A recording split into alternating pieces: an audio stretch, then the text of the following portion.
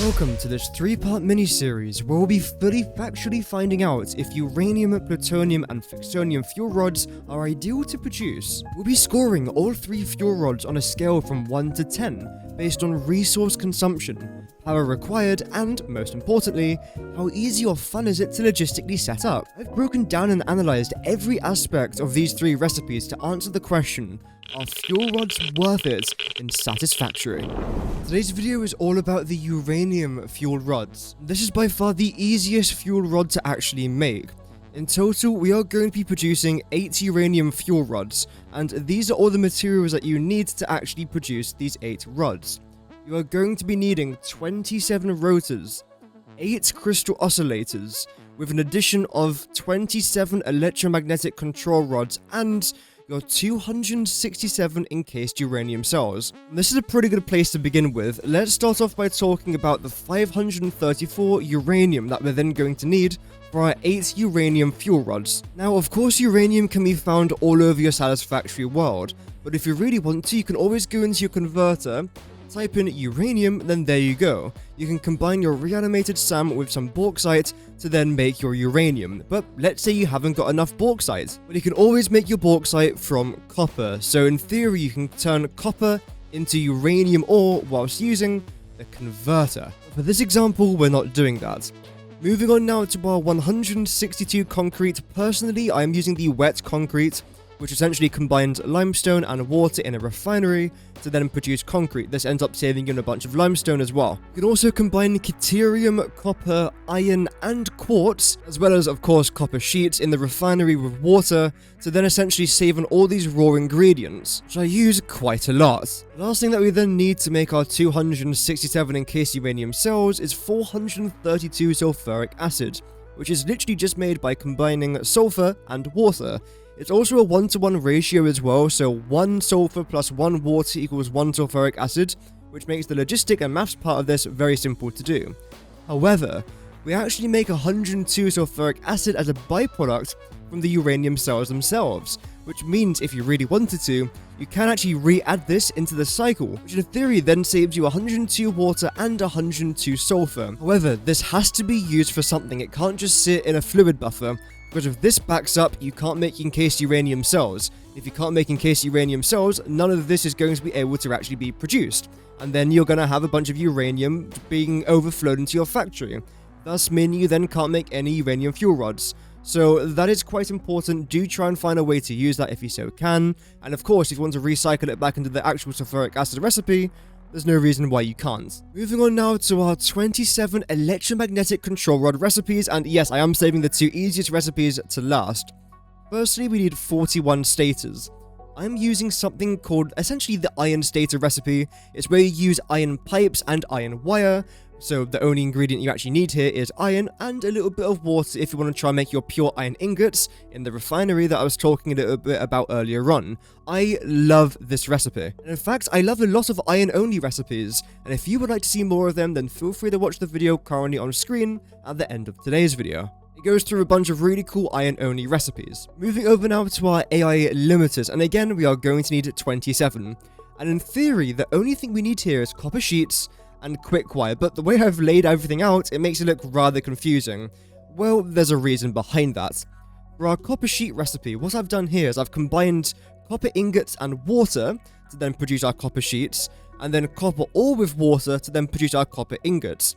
So essentially, I'm adding logistics or liquid logistics into 2 different parts of this one recipe here, which ends up saving us a bunch of copper. And I've done a very similar thing over with our quick wire as well, because in theory, the only thing you need to make quick wire is deuterium ingots, which are then made from deuterium ore. But what I've done is I've used something that combines copper and deuterium, which ends up saving us on a bunch of deuterium. Then I use the pure deuterium ingot recipe, which again saves us on more deuterium ore.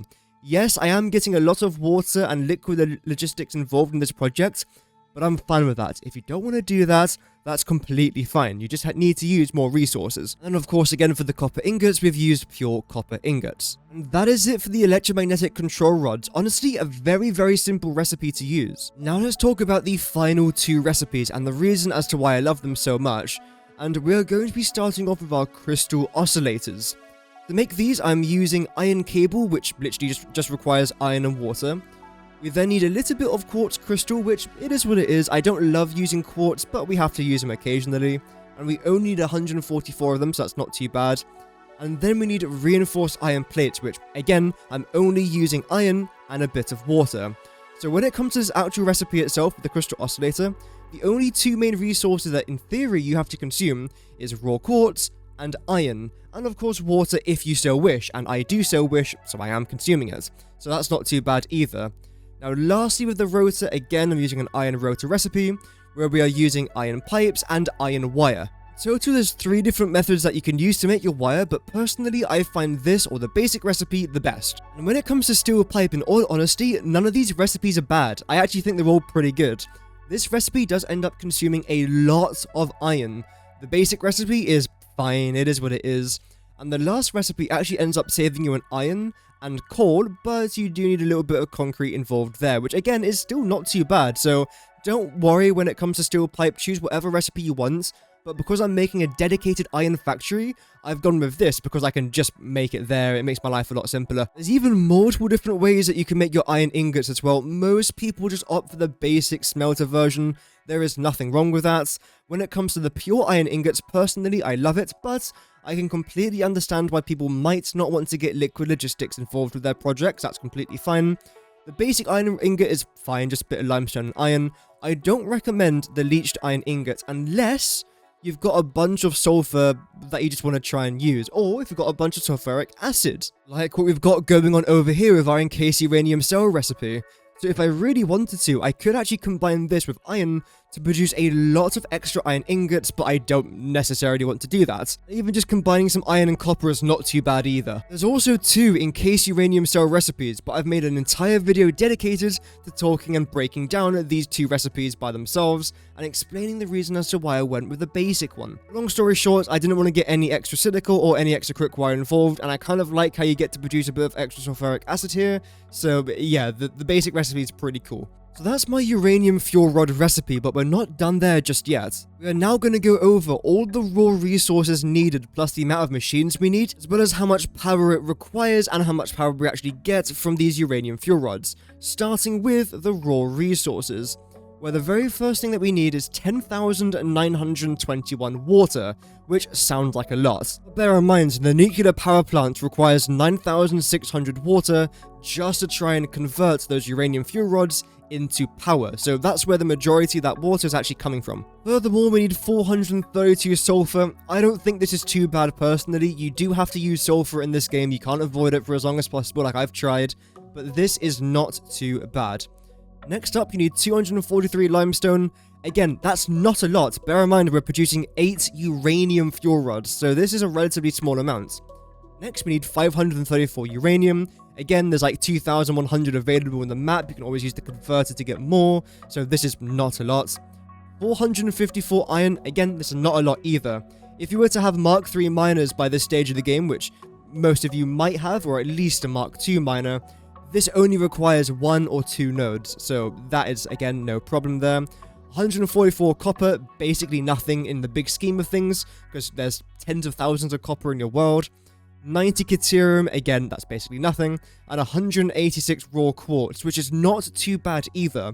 So regarding resources, this recipe is actually really good. The only concern that I can see personally is the water, but there's not really too much you can do about that. And of course the sulfur as well, but as I say, not really too much you can do about it. Now moving on to the machines required and the power required as well.